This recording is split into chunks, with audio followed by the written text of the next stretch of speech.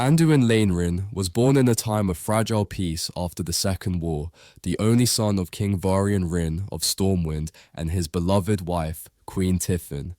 Named after the legendary Anduin Lothar and his grandfather King Lane, the young prince's early life was touched by both warmth and sorrow.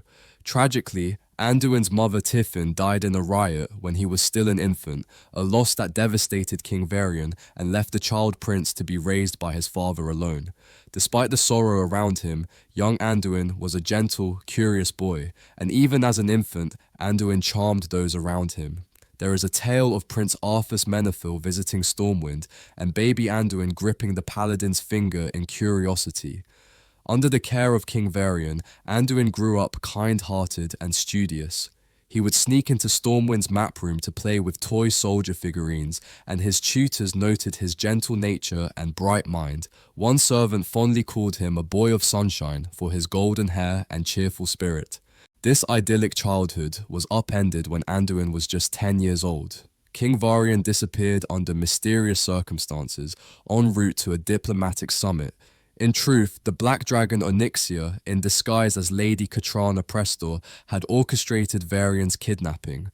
To keep Stormwind stable, the crown was hastily placed on young Anduin's head, making the child the King of Stormwind in title. High Lord Bolvar Fordragon served as regent, handling affairs of state, while Anduin tried bravely to play his role. Few citizens realized their true king was missing. By all accounts, Anduin was as wise a ruler as any 10-year-old could be, doing his best to soothe the people's fears. Notably, he funded public copies of important tomes, believing in education and wisdom even at that young age. The boy king's composure and intellect hinted at the great leader he might become, but he also keenly felt the loneliness of ruling without his father. Anduin's life soon turned into a chapter of intrigue and peril. Varian Wrynn eventually returned to Stormwind, or so it seemed. The king who came back behaved strangely. He was uncharacteristically frivolous, indifferent to state matters, and oddly deferential to Lady Prestor's counsel. Anduin, wise beyond his years, sensed something was amiss. He confided in allies like the dwarf king Magni Bronzebeard that his father didn't seem himself. In truth, this Varian was only half of himself. Literally. The real Varian had been split into two personas by Onyxia's magic, one mild and controlled, now in Stormwind, and one fierce and heroic who would soon fight to reclaim the throne. The deception unraveled when the second Varian, nicknamed Logosh, stormed into Stormwind Keep and exposed Lady Prestor as Onyxia, broodmother of the Black Dragons. The great dragon dropped her human guise, unleashing chaos in the throne room. Young Anduin found himself in the middle of a battle between dragons and heroes. Onyxia, desperate and vengeful, snatched Prince Anduin and teleported to her lair, using the boy as bait to lure Varian into a final showdown. Despite the terror of being a dragon's hostage, Anduin kept his wits. He managed to cut his bonds and hide in a narrow crevice beyond the reach of her dragon-spawn minions. When Varian, or rather both Varians, arrived with their allies to save him, Onyxia seized Anduin in her claws and threatened to kill him if they did not surrender. Even in that harrowing moment, Anduin showed remarkable courage. He shouted for his father not to give in. Logosh, the fiercer Varian, agreed, declaring he would rather fight and die beside his son than capitulate. In the battle that followed, the two Variants proved stronger together. They fought Onyxia side by side, ultimately fusing back into one whole Varian as her dark magic faltered. King Varian delivered the killing blow to the dragon, ending her threat for good. Anduin was safe, reunited with his father at last. The people of Stormwind celebrated Varian's true return, and the young prince's courage throughout the crisis did not go unnoticed. Many believed this boy king was destined to be a shrewd, noble leader one day. With Onyxia's schemes exposed, Anduin could finally enjoy life with his father home. Varian and Anduin's bond grew stronger in the aftermath. The prince accompanied his father to a peace summit in Theramore, where human and orc leaders would discuss easing tensions after years of conflict. Varian's old prejudices flared. He still mistrusted the Horde's intentions, but Anduin and his childhood friend, the blood elf Valera Sanguinar urged him to attend with an open mind. Anduin's hopeful influence helped convince Varian to give peace a chance. During the Theramore meeting, a surprise attack by the Twilight's hammer cult struck the city. In the chaos, Anduin himself was saved by the half-orc Medan, a moment showing how intertwined his fate was becoming with all Azeroth's peoples. These early trials, political intrigue, personal danger, and the quest for peace, forged Anduin's character. He learned to temper courage with compassion and realized that leadership often meant choosing dialogue over violence. Through his teens, Anduin Wrynn grew into a gentle soul who longed for an end to needless bloodshed. While Varian was a warrior king, fiery and headstrong, Anduin's heart followed a more pacifistic philosophy. He trained with sword and bow to please his father. In fact, his archery aim was excellent, but the prince had no love of heavy armor or battle. Instead, Anduin felt a calling to the holy light, the spiritual faith shared by priests and paladins of the Alliance. Recognizing this, Varian allowed Anduin to spend time under the tutelage of compassionate leaders like Lady Jaina Proudmoore in Theramore and the dwarf priests in Ironforge. Anduin even discovered he had a talent for healing and light-based magic. While living in Ironforge as a diplomatic exchange prince, he realized his true vocation was to be a priest of the light. Those who knew him agreed this path suited Anduin perfectly. He was consistently compassionate and thoughtful, dedicated to preserving life over taking it. Anduin's time in Ironforge coincided with great upheaval. During the Cataclysm, King Magni Bronzebeard attempted a mystic ritual and was tragically turned to living diamond, petrified beneath Ironforge. The city fell into crisis as Magni's estranged daughter Moira seized control with her Dark Iron dwarf troops, even holding Anduin and the Ironforge populace hostage. In this tense period, Anduin showed both courage and wisdom beyond his years. Using a hearthstone Jaina had given him for emergencies, he magically escaped Moira's captivity, teleporting to Theramore where, coincidentally, Bane Bloodhoof, the new Tauren chieftain, had also sought refuge. In Theramore's safety, Anduin and Bane formed an unlikely friendship. They shared their struggles and ideals late into the night, discussing right and wrong and what kind of leaders they wished to become. As a sign of trust and respect, Anduin bestowed upon Bane a treasured relic, the Mace Fearbreaker, a gift that had once chosen Anduin as its bearer. Anduin insisted the weapon had now chosen Bane, a symbolic passing of the torch, cementing their bond across faction lines. Soon after, Anduin personally helped resolve the Ironforge crisis. King Varian arrived with SI-7 operatives prepared to assassinate Moira to free the city, but Anduin believed a more measured solution was needed. The prince courageously returned to Ironforge, using an invisibility potion to slip in, and intervened at the climactic moment. Just as Varian was about to execute Moira for her coup, Anduin physically stepped between blade and target. He implored his father to show mercy and wisdom. Killing Moira would only deepen dwarven divisions, whereas guiding her toward redemption could unite the dwarf clans. Anduin's reasoning broke through Varian's rage. Varian stayed his sword and agreed to spare Moira on the condition that all three dwarf clans, Bronzebeard, Wildhammer, and Dark Iron, share power going forward. Thus, the Council of Three Hammers was formed, a solution that healed a potential rift in the alliance. Father and son embraced amid the applause of Ironforge's citizens, Varian visibly proud of Anduin's wisdom and maturity. This was a defining moment. Anduin learned a ruler's strength can be shown through mercy, and Varian learned from his son that true leadership sometimes means being a healer instead of a warrior. In the following months, Anduin continued to pursue knowledge and spiritual growth.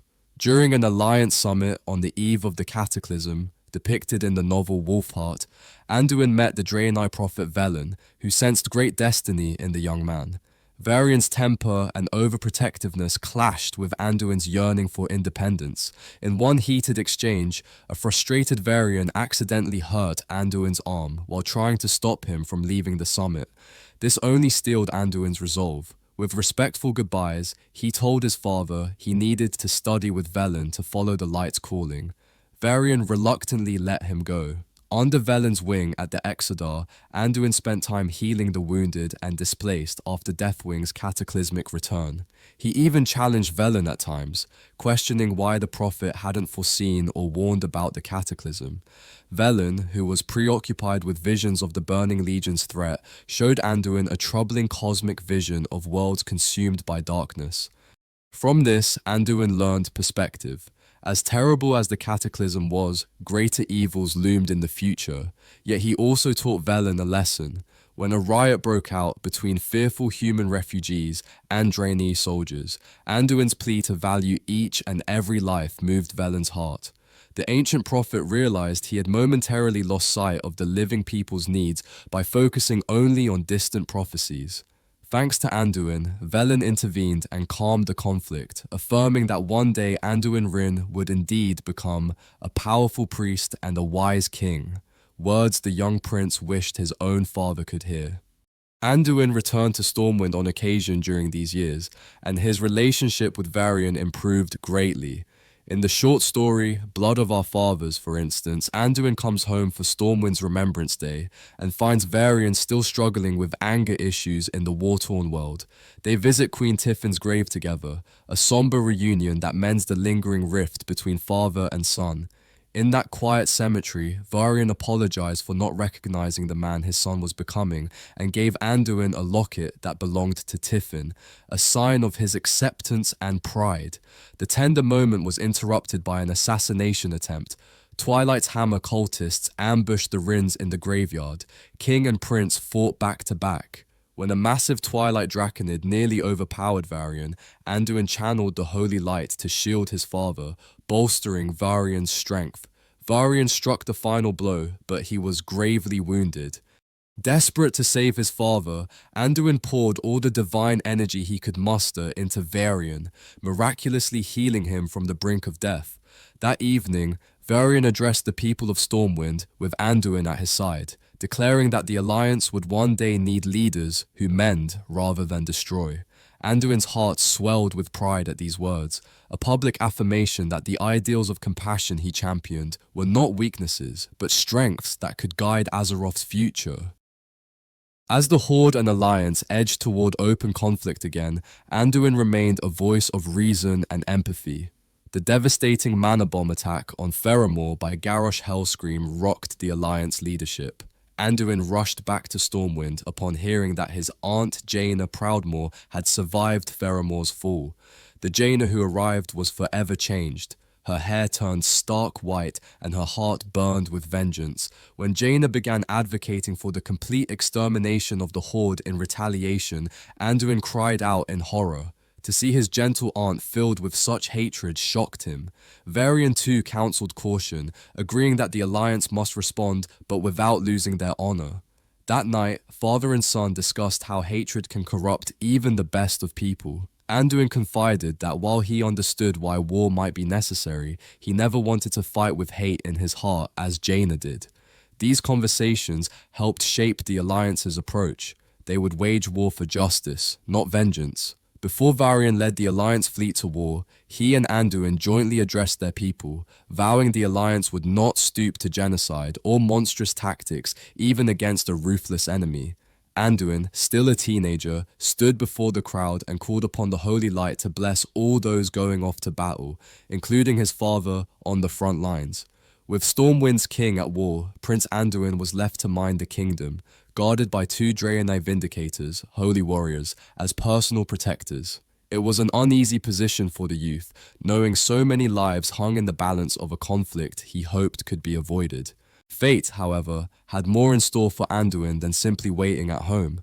When a mysterious continent shrouded in mists, Pandaria, was discovered, Anduin set out on a diplomatic mission aboard his flagship, the Vanguard. His ship was attacked by Horde forces and wrecked off Pandaria's coast. The young prince became a castaway in a strange new land. Codenamed White Pawn by Alliance intelligence, Anduin evaded capture amid the dense jungles of the Jade Forest. Though the situation was perilous, it became a journey of growth for him. Rescued from Hosen monkeymen by Pandaren natives Wren Whitepaw and his daughter Lena, Anduin was introduced to the serene philosophy of Pandaria's people. When Alliance agents finally found him days later, Anduin refused to simply go home.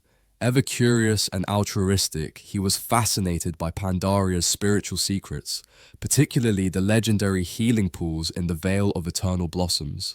In a display of ingenuity, Anduin used a psychic mind control trick to slip away from his own escorts and continue his travels incognito. Anduin's solo adventures led him across Pandaria. He studied at the Temple of the Red Crane under the guidance of the wise celestial Chi-Ji. He helped defend the temple when it was attacked by the Shah of Despair, a physical manifestation of negative emotion. Showing bravery and faith, Anduin stood alongside both Alliance and Horde adventurers to repel these dark spirits. He then journeyed north to the Temple of the White Tiger in Kunlai Summit, where the august Celestial Shuan tested both factions' champions before granting access to Pandaria's sacred veil. High Chieftain Bane's representative, Son Walker Desco, observed Anduin's conduct there and remarked that he could see why Bane held the young prince in such high esteem. Indeed, throughout Pandaria, Anduin embodied the values of the light, healing, mediation, and empathy, even as war between Alliance and Horde escalated around him. He aided the defenders of the Vale of Eternal Blossoms when marauding Mogu attacked, using his holy powers to shield the innocent. And in every corner of Pandaria he visited, the prince sought to learn from the locals, absorbing wisdom about balance and inner peace that would shape his own worldview. When Anduin finally reunited with his father Varian at the Alliance base of Lion's Landing, their perspectives initially clashed. Pandaria's serene beauty had convinced Anduin that the ongoing war would only poison this land's hope. Varian, hardened by the conflict, asserted that he fought the Horde not out of hatred but to protect what was right. He asked Anduin to trust him to do what must be done. Father and son pledged to work together to keep Pandaria safe. Anduin's counsel soon proved valuable. When Tyrande Whisperwind pursued a Horde force into the Red Crane Temple, Anduin advised Varian against turning the holy site into a battleground, sensing it was exactly the trap Garrosh wanted. Varian took that advice, diffusing the situation with a small, precise strike rather than an all-out siege. Anduin also played a part in high-level negotiations. For example, Varian sent Anduin to confer with Jaina Proudmoore about whether to expel the Sunreaver Blood Elves from neutral Dalaran after a Horde theft of a magical artifact. Jaina, still struggling with her desire for vengeance, argued to keep Dalaran open as a beacon of hope for cooperation. Though the outcome was tense, Jaina ultimately did purge the Horde from Dalaran. Anduin's instinct was always to seek common ground when possible. As the war in Pandaria dragged on, a new threat emerged. Garrosh Hellscream sought ancient powers to turn the tide. The Horde Warchief unearthed the Dark Divine Bell, a Mogu relic capable of amplifying negative emotions into deadly force. When the Alliance learned Garrosh had obtained the bell, it was Anduin, ever the researcher, who found a potential countermeasure.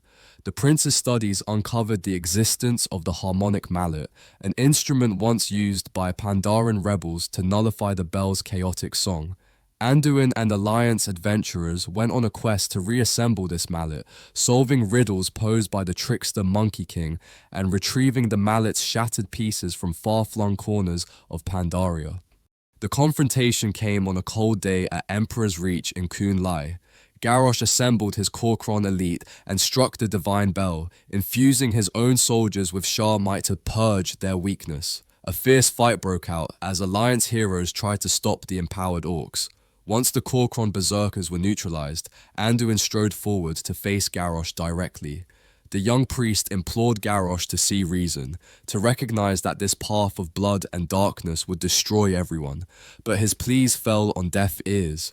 With grim resolve, Garrosh struck the bell again, even corrupting one of his own champions into a Shah monstrosity. Only after that creature fell did Anduin seize his chance. Stepping up to the Divine Bell, Anduin raised the Harmonic Mallet and rang it in counterpoint, sending a wave of pure harmonious light to nullify the bell's power.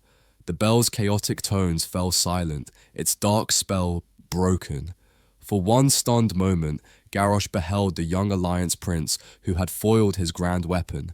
Then, hatred contorted the orc's face. In a flash, Garrosh Hellscream struck out and shattered the divine bell into pieces, a violent explosion of shrapnel and sound that crashed directly onto Anduin. The prince crumpled under the rubble. Horrified, Alliance adventurers rushed to dig him out and found Anduin still alive but gravely injured, bones broken, body limp.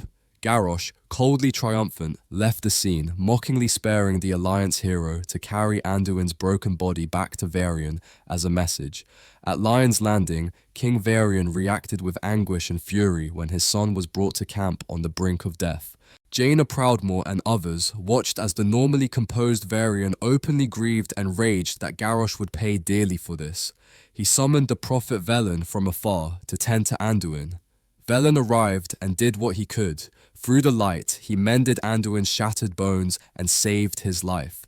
Yet the healing was not complete. Velen warned that the pain might never fully disappear, and that as Anduin grew older, he would likely feel echoes of this trauma. Indeed, it said in later years, Anduin's old injury would ache as a harbinger of danger. Despite the physical pain, Anduin's spirit remained unbroken. As soon as he could stand, with a cane at first, he was back on his feet in Pandaria's taverns and libraries, recuperating among friends. In the tavern in the mists, Alliance guardians kept watch over the recuperating prince, but to their bemusement, Anduin used the downtime to strike up conversation with the enigmatic black dragon prince, Wrathion. Over games of Jihui, a Pandaren strategy board game, and glasses of healing brew, Anduin and Wrathion debated the fate of the world.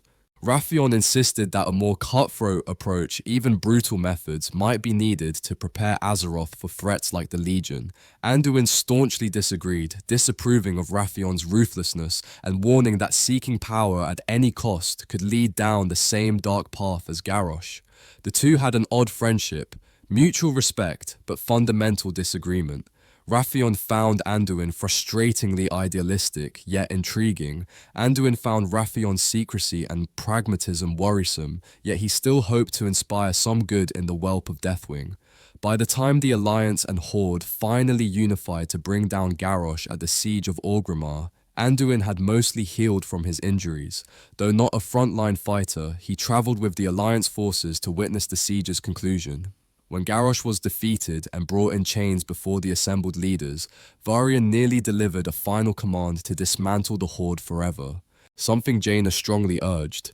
Anduin looked on anxiously, unsure what his father would do, but Varian, recalling the ideals he and Anduin stood for, chose a different path. "What a king must do," Varian had said cryptically to Anduin moments before.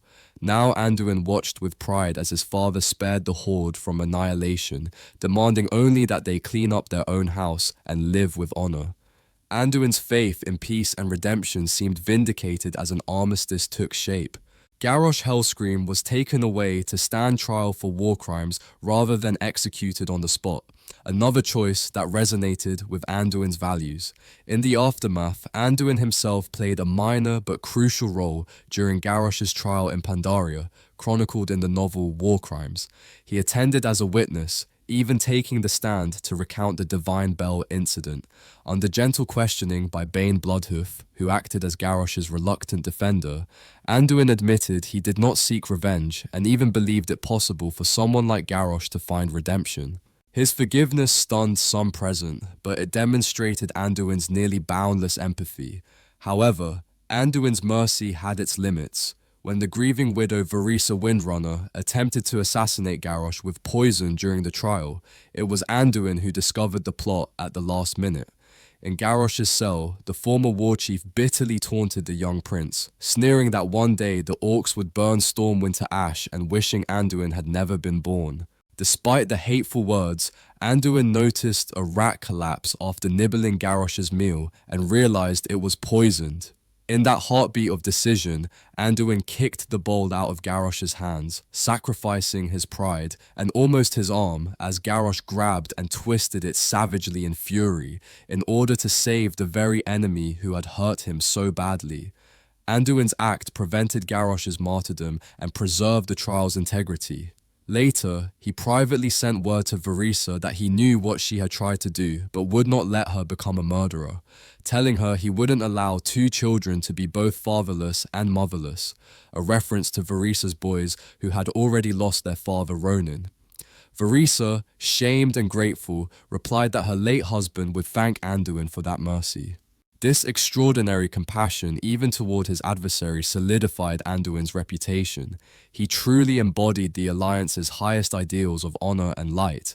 Unfortunately, the trial did not have a neat ending. With the aid of the bronze dragon Kairos, Garrosh escaped justice by fleeing into an alternate timeline, leaving Anduin and all of Azeroth to deal with the fallout, the Warlords of Draenor incident. Wrathion was implicated in Garrosh's escape, which felt like a betrayal to Anduin. The Dragon Prince rendered Anduin unconscious to avoid interference, and their friendship was left in tatters as Wrathion went into hiding. This chaotic conclusion left Anduin reflecting on the fragility of peace. Still, through all the battles and political storms of his youth, Anduin had remained true to himself. A beacon of light in dark times, always seeking to heal the rift between enemies and guide Azeroth toward a more just future.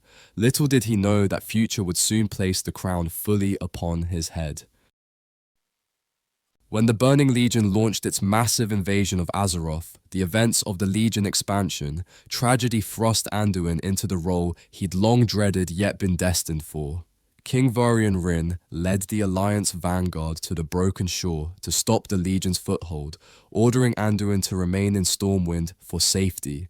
On the Broken Shore, Varian fought valiantly and ultimately sacrificed himself to ensure the Alliance survivors and Horde who had pulled back could escape the demonic onslaught.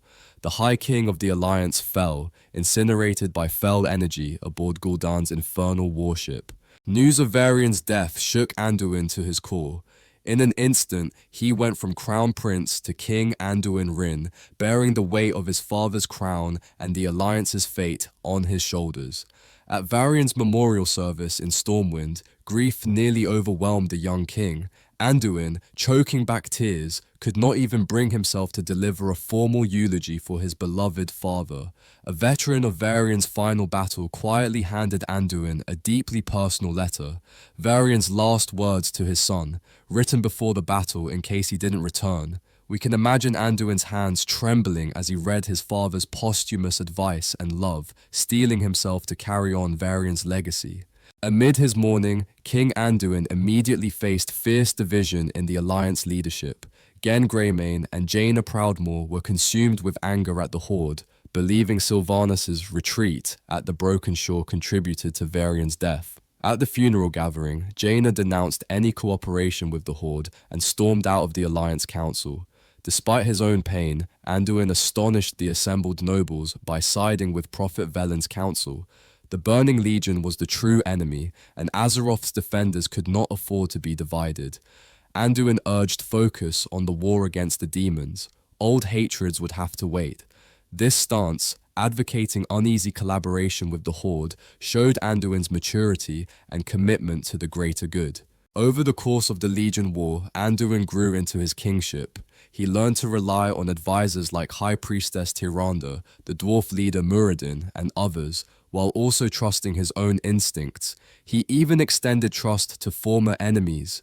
When demon hunters of the Illidari, once seen as renegades, proved their worth by foiling a Legion plot to assassinate Alliance leaders, Anduin personally allowed the Illidari to operate in Stormwind, albeit under watch. This openness contrasted sharply with Genn's suspicion, highlighting a new generation's approach. Anduin delegated military campaigns to seasoned hands, for instance, dispatching Genn and Sky Admiral Rogers to pursue Sylvanas in Stormheim, while he grappled with the political and symbolic duties of the High King. One such duty was recognizing the heroism of Azeroth's champions. Anduin is seen hosting a ceremony honoring Alliance adventurers for their victories and thanking those who fought for the Alliance. Not all advice he received was genuine, however. At one point, a Dreadlord infiltrator impersonating SI-7 spymaster Matthias Shaw tried to mislead Anduin. The deception was uncovered, but it reminded Anduin that even in the heart of Stormwind, evil could lurk in shadows. Perhaps Anduin's most pivotal moment during Legion was a deeply personal trial, captured in the comic and in-game questline, Anduin, Son of the Wolf, the Broken Shore Aftermath. After the Legion's initial assaults, an Alliance champion recovered King Varian's lost compass from the bottom of the sea at the Broken Shore and returned it to Anduin. Seeing his father's compass, still caked in ash and fell corruption, broke through the young king's stoic facade. Anduin realized he had not truly allowed himself to mourn or to doubt since Varian's death. Gen Greymane noticed Anduin had grown quiet and distracted in the weeks after, and so Gen asked a trusted hero to check on the king. They found Anduin at Stormwind's Cathedral of Light, praying alone, to the light, to his father's spirit. Anduin sought guidance, questioning whether he was worthy to wear the crown Varian left him. He feared the people didn't believe in him as they had in Varian, and worse, that he hadn't earned the title of High King. In a bid to understand his subjects, Anduin did something drastic and endearing. He disguised himself in a hooded cloak and walked among the citizens of Stormwind anonymously.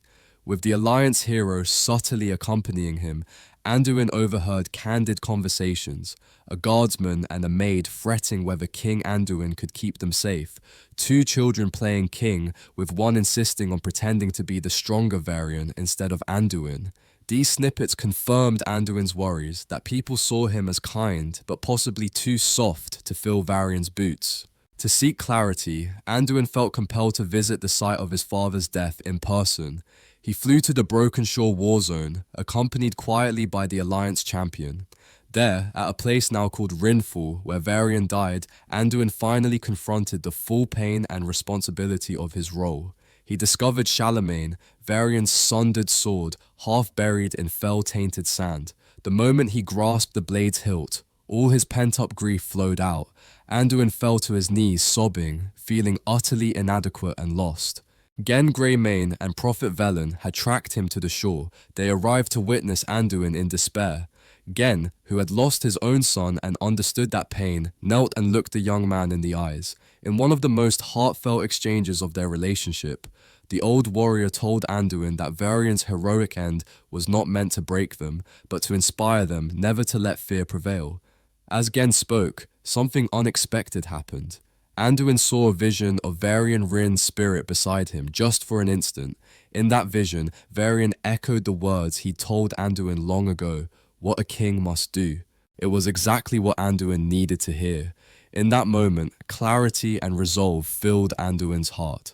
The young king stood, tears drying, and lifted Charlemagne. The broken sword began to glow not with Varian's fiery amber light, but with Anduin's signature radiant golden light.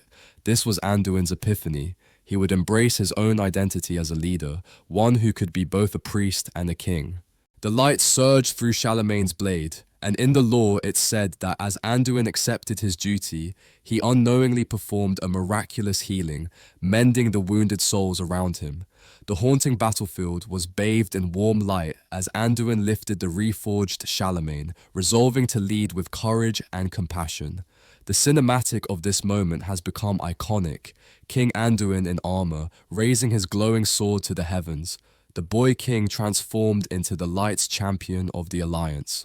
From that day forward, though still gentle at heart, Anduin carried himself with new confidence.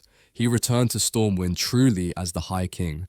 Even Gen Greymane, who once doubted Anduin's mettle, swore fealty with renewed faith in the young lion of Stormwind. Throughout the rest of the Legion campaign, King Anduin coordinated with Alliance leaders and allies to defeat the Burning Legion on the Broken Isles and Argus. He agreed to a détente with the Horde in order to unite against the demons, following through on the very philosophy of unity that cost him Jaina's friendship for a time. When the Legion was finally vanquished, Azeroth could begin to breathe again, but peace was short-lived. The discovery of a new mysterious substance, Azerite, rising from the wounded planet, set the Alliance and Horde on a collision course once more. Tensions from the last war flared up, and the fourth war, the battle for Azeroth, ignited in full. As High King, Anduin Wrynn found himself leading the Alliance through one of the most tumultuous periods since the days of Warcraft's original conflicts. It began with diplomatic outreach. In the novel Before the Storm, Anduin attempted a bold act of reconciliation. He arranged a gathering, dubbed the Gathering, between living human citizens of the Alliance and their long-lost undead Forsaken relatives, under a peaceful flag of truce. Anduin's own advisors were largely against this idea, considering it far too dangerous and naive, but Anduin's compassion drove him to try. Only Prophet Velen supported Anduin wholeheartedly in this venture. To set it up, Anduin even met with Sylvanas Windrunner face-to-face to negotiate terms, during which he bluntly asked if she intended to betray his father Varian at the Broken Shore, a question she coolly dodged. The gathering itself, held in the Arathi Highlands, ended in tragedy. Sylvanas, distrusting the blossoming friendliness between Forsaken and humans, abruptly called it off and personally slew any Forsaken who tried to stay with their human kin, including her own loyalist, who happened to be Anduin's friend, the undead priest Alonsus Fowl. Sylvanas also killed the unarmed Kalia Menethil when Kalia revealed herself to the Forsaken. Anduin was horrified. Despite his efforts, the event confirmed the depth of Sylvanas' cruelty. This failure weighed heavily on him. It taught Anduin that Sylvanas would never permit peace and that war was truly looming. In the aftermath, he did welcome new allies to the Alliance. Turalion's light-forged Draenei and Aleria's Void Elves were recruited around this time, expanding the Alliance's strength. Not long after, the War of the Thorns erupted. Alliance spies discovered Sylvanas' horde was making moves on the Night Elf Kingdom of Kalimdor. Anduin coordinated with Tyrande Whisperwind and Malfurion Stormrage to respond to the horde invasion of Ashenvale and Darkshore. Despite their efforts, the horde advanced to the very world tree, Teldrassil. As High King, Anduin could only watch in shock and anguish through reports and via a vision from Azerite as Sylvanas committed the unthinkable atrocity, burning Teldrassil with countless innocent night elves inside. The loss of Teldrassil galvanized Anduin and the Alliance like never before. He declared that Sylvanas must answer for this genocide. Marching under the banner of retribution, Anduin led the Alliance to strike the Horde capital on Kalimdor's Eastern Kingdom's counterpart, the ruined city of Lordaeron, also known as Undercity. The Battle for Lordaeron, sometimes called the Battle for Undercity, tested Anduin's resolve and skill as a wartime leader. Anduin stood at the front lines with heroes like High Priestess Tyrande, Genn Greymane, and Lady Jaina Proudmoore by his side. The Alliance laid siege to the Forsaken-held ruins of Lordaeron City. In the battle's crucial moment, Sylvanas unleashed her deadliest weapon, Blight, a plague of undeath, on her own city to stop the Alliance advance. Allied soldiers fell by the dozens in the thick blight gas. Anduin, seeing his troops dying, refused to accept it. In a moment of pure light and leadership, King Anduin raised his sword, Charlemagne, and cast a massive holy barrier. Golden light rippled out, purging sections of the blight and protecting those behind him. Then, channeling the light's grace, Anduin miraculously resurrected scores of Alliance soldiers who had just perished. This moment showed Anduin's full potential as both priest and king. Genn Greymane looked on in awe as the young king accomplished what looked like a mass resurrection, a spell of legend. The newly risen soldiers rallied around Anduin with renewed faith. Together with Jaina, who arrived dramatically on a flying ship to clear the remaining blight, Anduin pushed into Lordaeron Keep. There, he confronted Sylvanas directly. Surrounded and with her back to a wall, the Banshee Queen sneered at Anduin's calls to surrender. In a final act of spite, Sylvanas blighted the entire city, rendering it uninhabitable, and escaped. Anduin evacuated his people rather than pursue. He would not let more die for a ruined prize. The battle ended with Lordaeron a toxic wasteland, but the Alliance had delivered a message. They would not falter in the face of Sylvanas' terror. They also captured the mighty horde General Saurfang, who had been left behind. Instead of executing Saurfang, Anduin had him taken as an honorable prisoner of war, a sign of respect for the Orc veteran's courage during the battle. In truth, Anduin sensed Saurfang's disillusionment with Sylvanas. This would become important later. Over the next months, the war escalated on multiple fronts. Anduin directed alliance forces to secure new allies and resources. He dispatched Jaina Proudmoore to Kul Tiras to bring the proud naval nation back into the alliance, which ultimately succeeded. Under Anduin's leadership, the alliance struck back against Horde holdings, even launching a daring raid on the Zandalari Empire's capital that resulted in King Rastakhan's death. Anduin did not personally lead that attack, but he bore responsibility for the war's painful costs. Despite being commander-in-chief, Anduin never lost his humane touch. He agonized over decisions that put soldiers in harm's way and sought counsel often, be it from Gen's battlefield experience or Jaina's strategic mind. One of Anduin's most defining decisions was what to do with Saurfang. The Elder Orc had been kept in the Stormwind stockades after Lordaeron. Anduin, perceiving Saurfang's honor and grief, Saurfang had openly mourned the state of the Horde under Sylvanas, chose a surprising course. Anduin ventured into Saurfang's cell alone to speak with the Orc. He returned Saurfang's confiscated weapon and basically opened the door, giving Saurfang a chance to escape. Anduin implored the veteran to honor your father's legacy, not by serving some petty fief of a war chief, but by fighting for peace. He hoped Saurfang would spark a rebellion within the Horde against Sylvanas. This act, freeing an enemy commander, was a huge gamble, bordering on treason in some eyes. Gen Greymane was furious when he discovered it, but Anduin's intuition proved right. Saurfang indeed went on to rally others, like Thrall, and ignite the hope of overthrowing Sylvanas from within. Anduin's trust and respect for Saurfang showed his capacity to see beyond faction blinders. He didn't desire the Horde's destruction, only Sylvanas' removal for the greater good.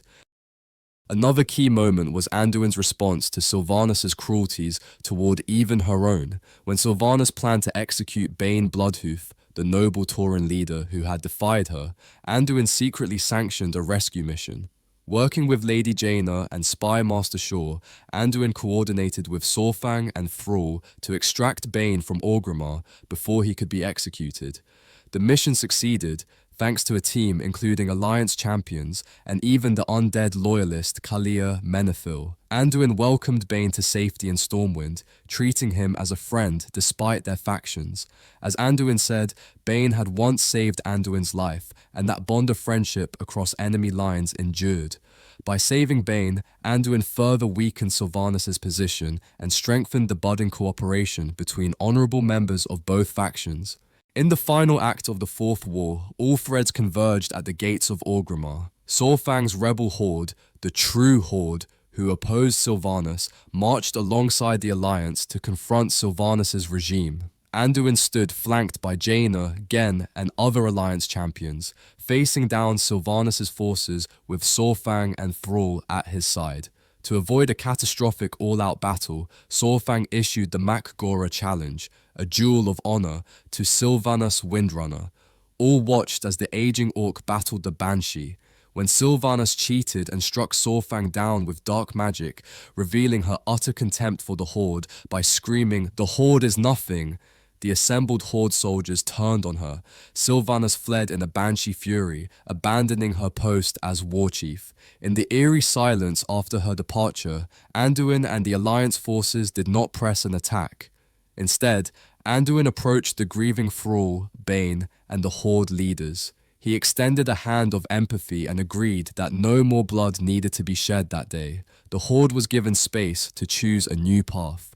Ultimately, they abolished the title of war chief and formed a council to lead, something Anduin welcomed as a hopeful step toward stability. In the war's aftermath, Anduin personally attended the memorial for Varrock Saurfang, honoring the orc who died to give everyone a chance at peace. He helped broker the formal armistice between the Alliance and Horde, officially ending the Fourth War. Though tensions and scars remained, Tyrande Whisperwind, for one, was deeply unhappy that Sylvanas had escaped justice for Teldrassil. Anduin believed that a chapter of hatred was closing. The Alliance, under his leadership, had fought with valor and restraint, and now he was determined to guide Azeroth into a new era of healing. Yet new perils were already on the horizon. Unbeknownst to most, Sylvanas had been working towards a far darker goal than just faction victory. In the shadows, she served the jailer of the damned, and soon her schemes would entangle Anduin in a saga that transcended life and death. Still bearing the title of High King, Anduin hoped to help Azeroth recover from the war, but Sylvanas' wrath was not finished. Using the mystical Maw powers she'd gained, Sylvanas shattered the Helm of Domination and tore open a rift to the realm of the dead, the Shadowlands.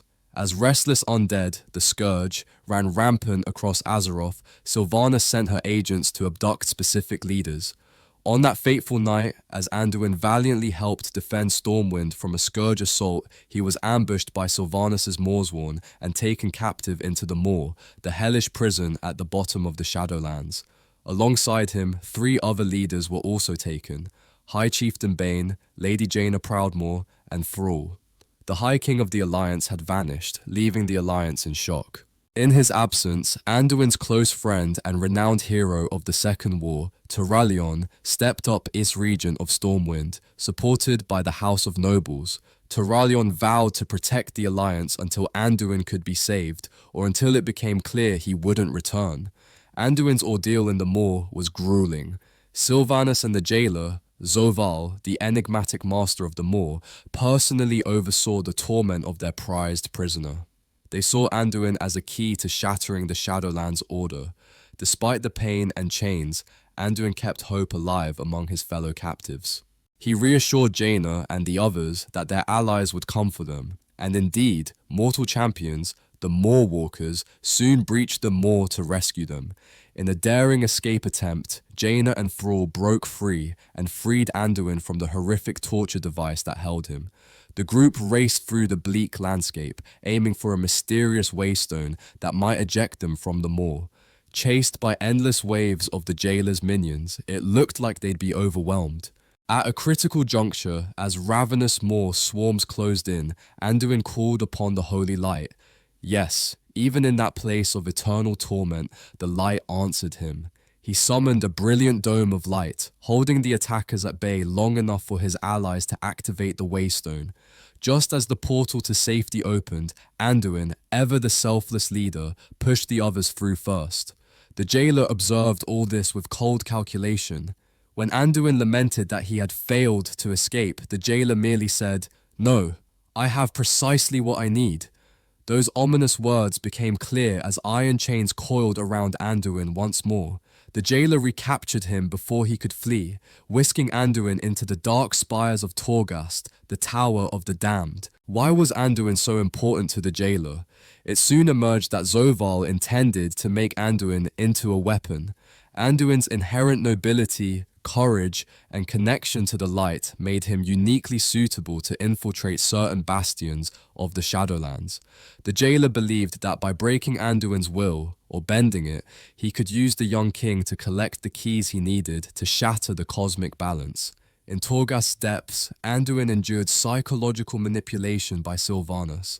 In a chilling conversation, Sylvanas offered him a choice: join their cause willingly, to break the cycle of life and death as they claimed, or be dominated into servitude. Anduin defiantly rejected her twisted reasoning, even daring to question Sylvanas whether she was not just another jailer's pawn. Sylvanas, perhaps reminded of her own past enslavement, showed rare signs of conflict, but ultimately she delivered an ultimatum and left Anduin to the jailer's mercies. The jailer proceeded to reforge Anduin's legendary sword, Charlemagne, into a fearsome instrument of domination, the Mournblade Kingsmourn. In its steel, he imbued a fragment of Arthas Menethil's tormented soul, a cruel irony, binding the Prince of Stormwind to the legacy of the Lich King. When next Anduin appeared, it was as a tragic figure, clad in spiked armor of the Maw, eyes glowing the piercing blue of the jailer's domination magic. With Kingsmourn in hand, Anduin acted as the jailer's pawn, much like Arthas did for the Lich King. In a dramatic turn of events, Anduin infiltrated the Archon's temple in Bastion under this dark influence. Approaching as if on a diplomatic visit, he got close enough to suddenly strike, stabbing the Archon with Kingsmourn and instantly claiming her sigil, one of the 4 keys the jailer sought. Anduin, seemingly emotionless, walked away with the Archon's life essence in hand. It was one of Sylvanas's and the Jailer's great victories, made possible by turning Azeroth's pure-hearted king into a puppet. Yet inside Anduin's soul, a battle raged. He described it later as feeling like a passenger in his own body, watching in horror as he was made to commit atrocities. For a time, Anduin served Zaval, acquiring keys and furthering the Jailer's plans to reach the mysterious sepulchre of the First Ones. Sylvanas, however, began to waver. Seeing Anduin struggle against domination reminded her of her own subjugation under Arthas. She confronted Anduin at one point and asked him if he had any trust in her motives. Anduin perceptively realized Sylvanas was wrestling with herself. Part of her questioned the Jailer's path, and he tried to stoke that doubt. This interplay reached a head in the Sanctum of Domination. After the Jailer gained what he wanted, he ordered Anduin to execute Sylvanas to test her loyalty. Instead, Sylvanas rebelled and attacked the Jailer, who then discarded her. Though those details are another story, it set the stage for Anduin's liberation. The final step came during the Sepulchre of the First One's raid, where champions of Azeroth fought to stop Zoval's ultimate plan. Anduin stood as a boss in their path, Kingsmourn armament in hand, channeling devastating magic. But the heroes had a secret weapon. Sylvanas, Windrunner herself, now repentant, and Uther the Lightbringer, one of Arthas' victims, joined forces with them to save Anduin. In the ensuing battle at Domination's grasp, Anduin's soul would intermittently wrest control, manifesting as the terrified young man begging for help before the Jailer's domination sigil flared and forced him back under. The fighting was as much spiritual as physical. More walkers had to enter a vision of Anduin's mind to help him fight off the Jailer's influence. At the climax, Anduin was compelled to raise Kingsmourn for a final devastating strike that would obliterate his soul. In that critical moment, as Anduin hung on by a thread of willpower, the light answered in a different way. The spirits of Anduin Wrynn and Varrock Sorfang appeared at Anduin's sides. They spoke encouragement into his heart, Varian reminding him that Charlemagne, now Kingsmourn, was forged by valor, not darkness, and Sorfang adding that it was forged by honor as well. Their legacies, and the legacy of that blade, were with Anduin always. Galvanized by the love and pride of his father and the honorable example of Sorfang, Anduin finally seized control.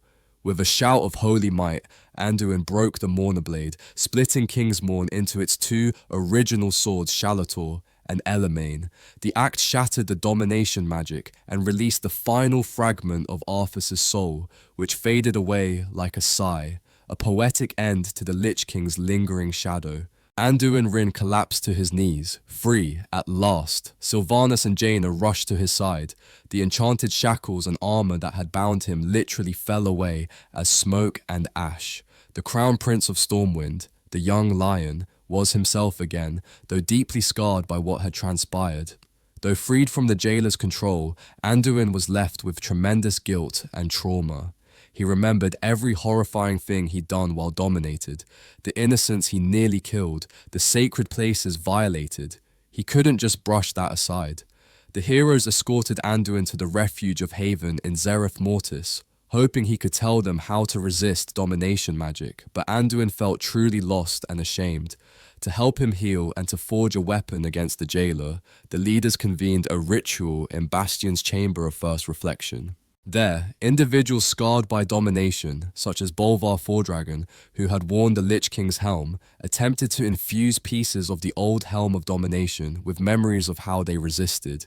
Anduin bravely volunteered to contribute, believing he needed to do everything he could to help stop the Jailer. But as soon as he looked into the pool of memories, Anduin was overwhelmed by reliving the Maw and his forced atrocities. He faltered, nearly drowning in sorrow, until Sylvanas stepped in. In an unprecedented moment of vulnerability, Sylvanas spoke about how she had endured being controlled by Arthas, and how she too had to find something to hold on to. For her it was vengeance, for Anduin perhaps nobility. Her words gave Anduin perspective. Everyone who had ever been dominated found a different source of strength to break free, and he wasn't alone. His friends and allies stood ready to support him. With renewed determination, Anduin attempted the ritual again. This time, he successfully mastered his pain long enough to help forge a new artifact, the Crown of Wills, which granted all the champions protection from domination magic. Anduin's contribution, his refusal to be defined by what the jailer did to him, became part of the weapon that ultimately allowed Azeroth's champions to confront and defeat Zovaal in the Sepulchre. After Zovaal's fall, Anduin attended the judgment of Sylvanas Windrunner in Oribos. This was a deeply conflicted moment for him. Sylvanas had harmed him more than almost anyone, yet she also helped save him, and he had seen glimpses of regret in her. When Tyrande Whisperwind decreed Sylvanas' sentence to spend eternity in the Maw, freeing the souls Sylvanas damned, Pelagos, the new arbiter, asked if any present objected. Anduin looked as if he might speak, but ultimately remained silent. Perhaps he felt it wasn't his place to judge her, given his own complicated feelings. Sylvanas accepted her fate and leapt into the Maw to begin her penance. Afterwards, in the quiet of the Crucible, Genn Greymane tried to comfort Anduin. Genn insisted that none of what happened was Anduin's fault. The jailer had forced his hand, literally. But Anduin, tears in his eyes, replied that he should have been stronger and that he couldn't simply return to Azeroth and pretend to be the person he was before. He was deeply shaken, afraid of himself, afraid he might lose control again, and uncertain how to move forward. Genn, with fatherly concern, called Anduin the strongest man he knew. He and others urged Anduin to take whatever time he needed to heal, and that the Alliance would await his return whenever he was ready. Turalyon was entrusted to continue leading the Alliance in Anduin's stead, and Anduin formally asked Genn to watch over their people in his absence. With a grateful heart, Anduin decided to step away from the throne for a while. In a touching epilogue, Anduin chose to face one more personal demon before leaving the Shadowlands. He ventured back into the Maw to find Sylvanas at her task of redeeming souls. The two had a final conversation amid the gloom. Sylvanas, surprised to see him, asked why he wasn't back among the living who cared for him. Anduin admitted something that had been haunting him. His friends and family tried to reassure him that his hands were clean of the jailer's crimes, but Anduin did not feel clean. The horrors he'd experienced, and even the dark exhilaration of wielding such terrible power, it all left a stain on his soul that he couldn't just wash away. Sylvanas responded with the hard-won wisdom of someone who had literally had her soul split in two. She told Anduin it is a dangerous mistake to confuse what we are forced to do with what we choose to do. In other words, guilt for actions beyond one's control serves no one. Anduin confessed that the blurred lines, the fact that part of him did feel satisfaction in those moments of power, sickened him and made him doubt himself. Sylvanas recognized that Anduin, like her, had come to ensure he wasn't on a path of darkness. She reassured him that he is still who he has always been. The choices he made of his own free will define him, not the jailer's domination. They parted with a measure of mutual respect and understanding. Sylvanas, of all people, gave the King of Stormwind the advice he needed to hear. Your choices are your own. With that, Anduin said farewell. He would return home on his own terms, when ready. Back in Azeroth, time passed. Anduin remained absent throughout the events of the Dragon Isles' awakening. For 3 years, the Alliance had no word of their lost king. Genn Greymane chased down every rumor of a golden-haired man wandering the wilds, but none led to Anduin. Turalyon continued to rule as Stormwind's protector, while the Alliance held out hope that Anduin Wrynn, the boy king who had become a beacon of light, would eventually return when he'd healed. Anduin himself seemingly wandered far from the centers of civilization, seeking solace and clarity. According to those closest to him, Anduin won't be found until he's ready to be found. That readiness came unexpectedly from a force as old as Azeroth itself. At some point after the Dragon Isles adventures, Anduin began to experience strange visions and hear a hauntingly melodic voice calling to him. This phenomenon, known as the Radiant Song, touched others as well. Notable heroes like Thrall and Jaina felt it in their dreams. For Anduin, the voice tugged at his very soul, leading him to the deserts of Silithus in southern Kalimdor. Silithus, of course, is the site of the gargantuan Sword of Sargeras, embedded in Azeroth, a wound from the end of the Legion War. It was beneath those eerie, crystal-studded sands that Anduin saw answers. He lived quietly among the dunes for a time, perhaps communing with the earth, listening. There, Thrall found him at last. The former war chief had also been guided by the mysterious voice and was relieved to see Anduin alive. Their meeting was emotional. Thrall noted how much older Anduin looked. The boy was now a man, battle-worn and introspective. Thrall gently told Anduin that Azeroth needed him again, that it was time for the Lost King to come back to the world.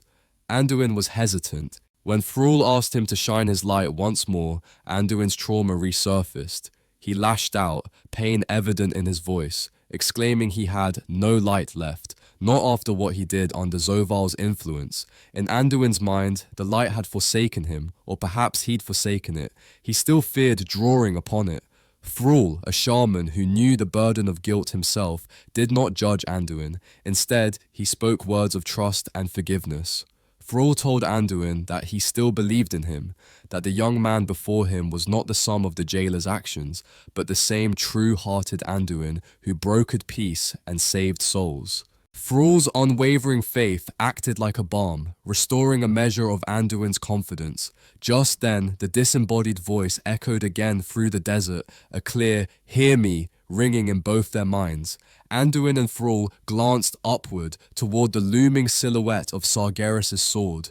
They realized the voice that haunted their dreams could very well be Azeroth's world soul herself, the titan spirit of the planet, crying out for aid. The idea dawned that when Sargeras plunged that sword into Azeroth, maybe he wasn't striking randomly. Perhaps he aimed to hit something or someone beneath the crust. Whatever the case, the message was clear. Something dire was calling them to act. Anduin straightened, resolve kindling in his eyes. The time for hiding was over. He agreed to join Thrall in investigating this call, answering the duty that only he could fulfill. Anduin Wrynn, the once and future king, was returning to the fight. Thus began the next chapter of Anduin's life, chronicled in the events of World of Warcraft, The War Within. Anduin and Thrall gathered allies, including Jaina Proudmoore and the Dwarven Queen Regent Moira, to seek answers from Magni Bronzebeard, who once served as Azeroth's speaker.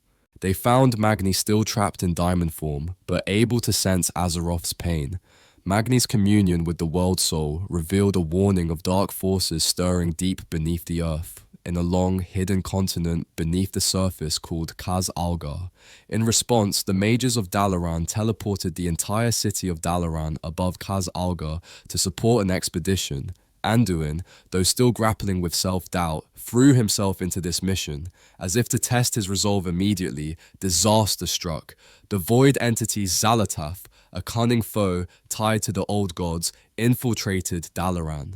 With an army of ravenous Nerubian spider lords, she attacked and destroyed Dalaran, siphoning its arcane energy. Anduin and Alleria Windrunner heroically evacuated as many citizens as possible during the assault. Khadgar confronted Xal'atath, but was seemingly killed in the city's obliteration. In one stroke, the heroes lost their floating base and one of Azeroth's greatest wizards. This catastrophic beginning forced the survivors, Anduin, Jaina, Thrall, Alleria, Moira, and others, to regroup on the Isle of Dawn, a rugged island of Khaz Algar. There they encountered the native inhabitants, Earthen, the ancient stone-skinned progenitors of dwarves who had lived hidden underground for millennia. Anduin's diplomacy skills came to the fore. The Earthen were divided into sects with differing loyalties and fears. One faction, the Storm Riders led by a stalwart Earthen named Baelgrim, initially distrusted these surface outsiders, but under assault by the same Nerubian invaders, Baelgrim agreed to an alliance of necessity. Anduin fought alongside the Earthen to defend their capital, Dornagor, from a relentless Nerubian swarm. Though they repelled the initial attack, the situation was dire. The Nerubians had damaged the Coreway, a colossal tunnel connecting the island to the subterranean world, threatening to isolate Dornagal completely. Anduin watched as Thrall and Jaina departed temporarily to rally reinforcements from the Horde and Alliance on the surface. In their absence, he and the others brokered peace among the Earthen's own factions. Baelgrim convinced another clan leader, Adelgon of the Unbound Earthen, to help rebuild the Coreway, despite her people's isolationist habits. The Earthen also suffered losses. Baelgrim himself sacrificed his life to slay a Nerubian commander and save Dornogal. His death became a rallying moment that united the Earthen clans at last. Anduin was there to offer comfort and resolve, honouring Baelgrim's heroism and urging the Earthen to carry on united.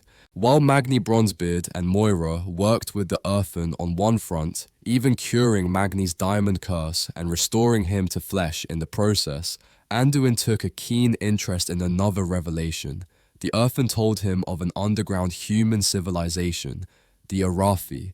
These Arathi were descendants of an ancient Arathor Empire expedition that disappeared underground generations ago. Anduin was astonished. Humans and high elf descendants surviving for decades or more in these caves? Ever the diplomat and curious soul, Anduin travelled through the restored Coreway into the vast cavern of Hallowfall, where the Arathi had made their home. There, beneath an immense crystal inner sun called Beledar embedded in the cavern's ceiling, Anduin met Faeryn Lothar, a young Arathi lamplighter. It did not escape him that Faeryn's surname Lothar hinted at a link to the legendary Anduin Lothar. Fate indeed has a sense of humour, introducing King Anduin to someone possibly carrying the blood of the hero he was named after. Faeryn explained the Arathi's plight. They were survivors of a doomed expedition, now trapped in eternal night whenever their crystal sun periodically dimmed, shifting into a void state. In Hallowfall, Anduin witnessed firsthand the dangers these people faced. He helped the Arathi's Lamplighters, led by Great Chiron, defend against both Nerubian attacks and the monstrous Kobis, void-corrupted creatures that lurked in the dark when Beledar went out. Illyria Windrunner soon caught up and joined him, having her own score to settle with Xalatath, who was behind much of the void mischief.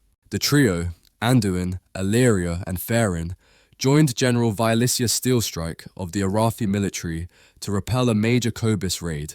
However, it became clear that these attacks were not random. A cult called the Order of Night, in league with Xalatath, was working actively to corrupt Hallowfall's light. When Anduin attempted to purify one of the sacred Dawn Tower beacons the Arathi used to hold back darkness, he struggled.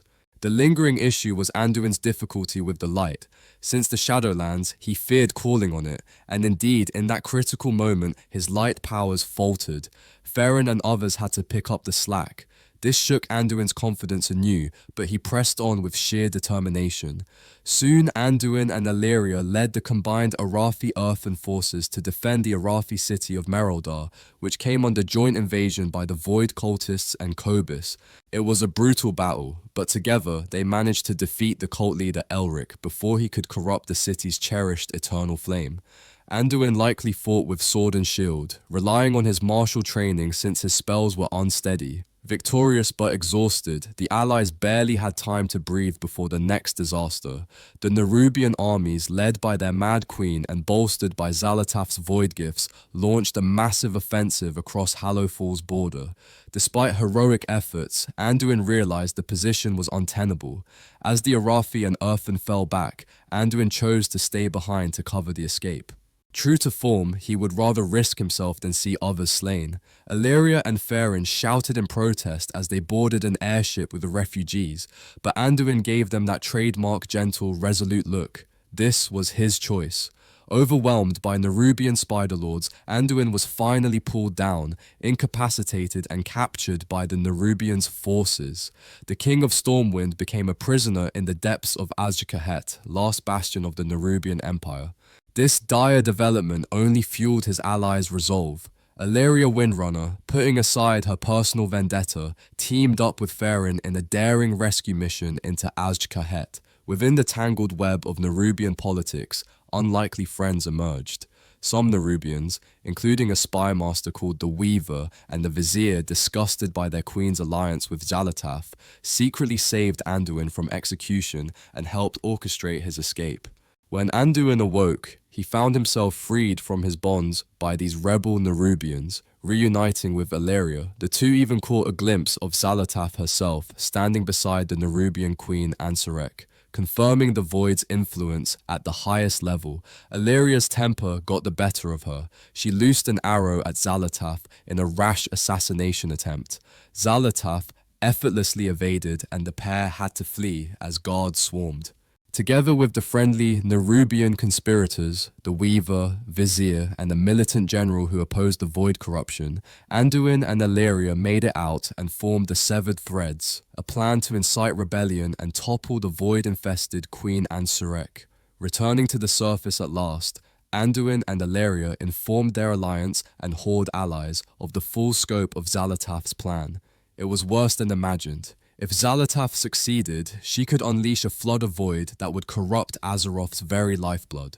Without hesitation, reinforcements arrived as Thrall and Jaina sailed in with fleets from both factions. Even Turalyon came, joyously reuniting with Illyria and lending the Alliance's military might to the cause. Under Anduin's guidance, and now fully trusting his leadership once more, all races and factions combined into the Grand Algari Offensive, a united army of Earthen, Arathi humans, Alliance, and Horde to defend Khaz Algar. During preparations, Anduin likely had a heartfelt meeting with Turalyon. The regent had worried for him, and now stood proud to fight alongside his king again. Anduin's confidence by this point was returning in force. Facing cosmic darkness had a way of burning away his self-doubt. He even found, as the final battle approached, that the light within him stirred anew. In the nick of time, the Earthen were rearmed with new Stormrider mounts and revived Golem armies, and the rebellious Nerubians timed their insurrection. The final battle unfolded in two stages. 1. The allied army confronted the Nerubian void-corrupted hordes above ground in Hallowfall. 2. Anduin, Illyria, and Therin rushed to the Priory of the Sacred Flame where the void was concentrating. On the front lines, Anduin cut through enemies with Charlemagne while shielding comrades with the light. Yes, at last, he called upon it freely once more. The allied forces defeated the invading Nerubians, only to discover rivers of black blood, void corruption, being channeled toward the Arathi's Priory. Racing against time, Anduin's small strike team entered the Priory, where they encountered a horrific sight. The former Nerubian queen Neferus, whom Xal'atath had mutated into a monstrous guardian of the void.